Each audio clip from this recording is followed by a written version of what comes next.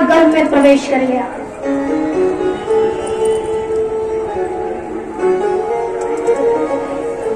माँ बिटिका के गर्भ में प्रवेश करते हैं श्री सुखदेव महाराज। अब बोले राज्य त्रिशूल लेकर के बैठे हो, बाहर आओ। अभी नहीं तो कभी तो बाहर आएगा, जब तू बाहर आएगा तभी मारूंगा। ऐसे करके भोलेनाथ जी बैठे रहे। पूरे 1 माह बीत गए, 2 माह, 3 माह, 4 माह, 5, 6, 7, 8, 9, 10, 11।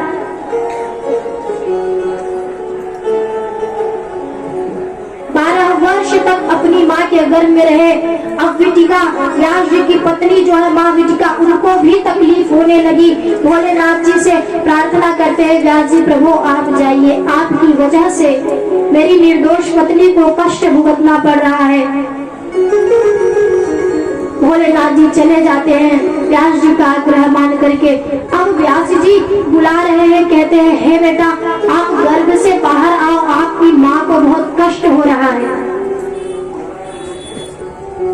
लेकिन श्री सुखदेव महाराज जी जो कि शोक के रूप में सूक्ष्म रूप बना करके माँ बिटिका के गर्भ में प्रवेश कर गए हैं, उन्हें कोई भी किसी की भी बातों का कोई असर नहीं हो रहा है। तब श्री व्यास जी ने भगवान नारायण को पुकार लगाई और कहा हे प्रभु आप ही आकर के इनका उद्धार करिए। भगवान नारायण का प्रागट्य होता है। श्री कृष्ण स्वयं आकर के कहते हैं हे पुत्र हे शुक तुम बाहर निकलो। बाहर निकल करके अब 12 वर्ष हो गए, तुम पूरे 12 वर्ष माँ के गर्भ में रहे, अब तुम बाहर आओ। शुक कहता है प्रभु मैं बाहर नहीं आऊंगा, क्योंकि जब मैं बाहर आऊंगा तो ये माया मुझे जकड़ लेगी, ये माया मुझे पकड़ लेगी और मैं इस माया में पड़ना नहीं चाहता।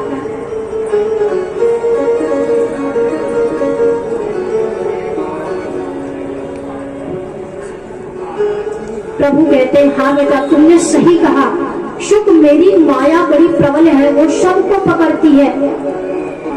लेकिन बेटा याद रख जो भजनानंदी है, जिसने मेरे चरणों को पहले से ही पकड़ रखा है, उसे पकड़ने की माया की क्या दुनिया की कोई भी वस्तु में ऐसी कोई औकात नहीं है जो तुझे पकड़ सके। तू बेटा बाहर या मेरे चरणों को पकड़ कर रख। भगवान की बातें सुनकर श्री सुखदेव जी महाराज का मन परिवर्तन होता है और कहते हैं प्रभु 1 मिनट के लिए, 1 क्षण के लिए अपनी माया को आप पकड़िए, मैं तुरंत बाहर आ रहा। भगवान श्री ने माया के ऊपर भगवान का प्रकोप पड़ता है और 1 सेकंड के लिए, 1 क्षण के लिए माया रुकती है।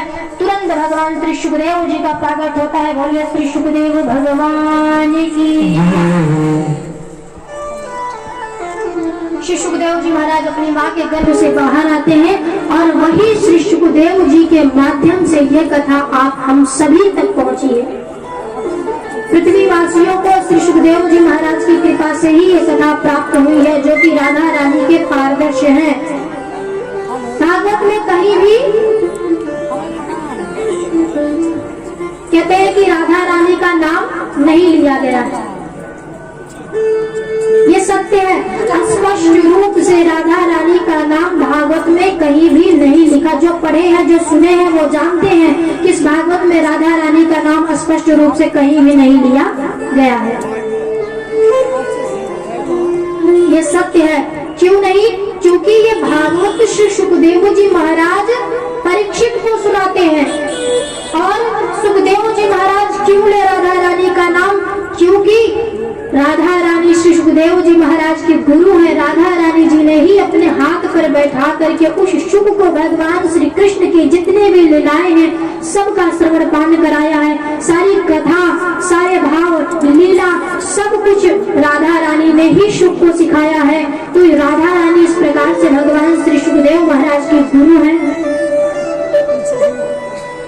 इसलिए श्री सुखदेव जी महाराज ने कहीं भी अपने गुरु का नाम नहीं लिया है, क्योंकि गुरु का नाम लेना पाप होता है, गुरु का नाम नहीं लेना चाहिए। इसलिए श्री सुखदेव जी महाराज ने स्पष्ट रूप से राधा रानी का नाम कहीं भी भागवत में नहीं लिया है।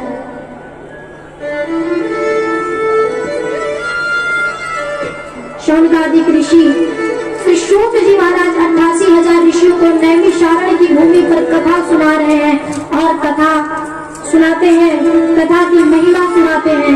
भागवत की क्या महिमा है ये तो कोई नहीं बता सकता, किंतु कुछ उदाहरण देकर समझाया।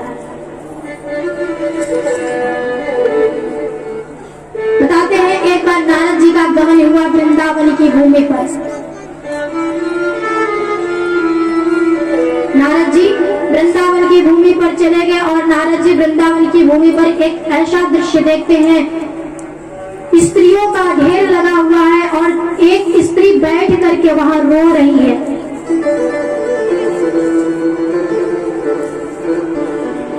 उस स्त्री को कई स्त्रियां यमुना के तीरे घेर करके रखी हैं और उस स्त्री के गोद में 2 वृद्ध पुरुष पड़े हैं। वो स्त्री रो रही है। नारद जी जाकर के उनसे उनका परिचय पूछते हैं। वो अपना परिचय देती हैं। अहम भक्ति रीति ख्यातो मे तयोमते ज्ञान वैराग्य नामानो काल योगेन जरो। इनका परिचय ये है देवी भक्ति। ये जो 2 वृद्ध पुरुष पड़े हैं इनकी गोद में, ये कौन है? इनके दोनों पुत्र हैं। क्या नाम है? ज्ञान और वैराग्य। ज्ञान वैराग्य उनके दोनों पुत्र हैं।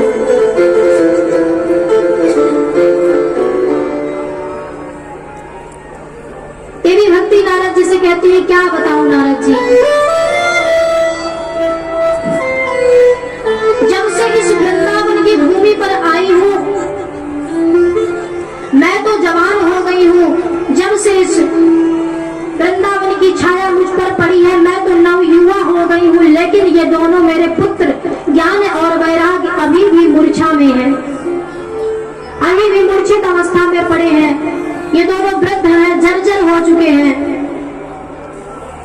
लेकिन नारद जी मेरे समझ में नहीं आता, ऐसा वृंदावन की भूमि में ऐसी क्या महिमा है कि जब से मैं आई हूँ तब से यहाँ पे मैं नव युवा हो गई हूँ, मैं जवान हो गई हूँ।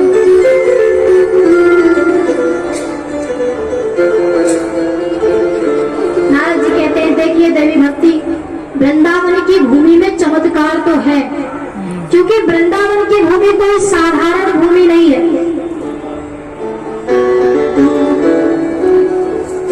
वृंदावन जहाँ धर्म कर्म, जहाँ पटत जेवरी मुक्ति भरत, जहाँ पानी धन्य धन्य वृंदावन रजधानी।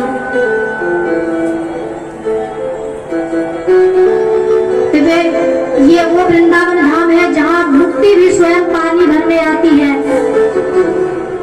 जहाँ की रज से श्री प्रभु खेले हो। तो वृंदावन की भूमि कोई साधारण भूमि नहीं है।